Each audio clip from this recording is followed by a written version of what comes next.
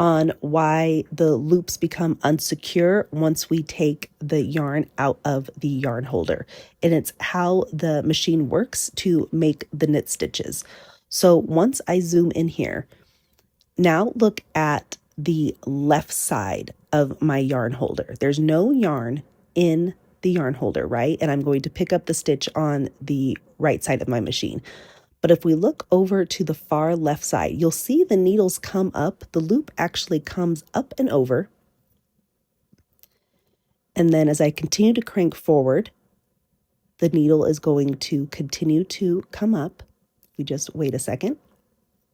I'm cranking forward, the needle comes up, and there's a new loop tucked underneath that when I crank forward again, it's going to come down onto those two small pegs. So once that loop comes up and there's no more yarn that got caught under the needle, now the only thing left is that loop that's on the two pegs. And now it's completely down, and that's why it's easy to take it off of your machine.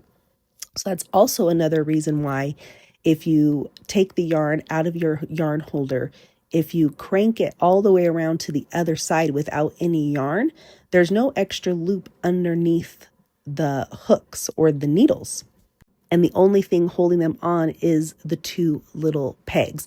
So I'm just removing that second step and making it so once I pick up a needle like I just done here, still all these rest of these needles on the other side of the yarn holder, they're more secure because there's a loop on the two little pegs, and there's also some yarn tucked underneath the needle that it's still hooked on. Hopefully that makes sense.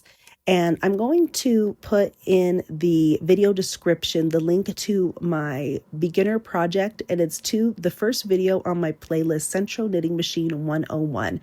And I walk through step by step on how to set up and use your machine, and a lot of people have found that helpful.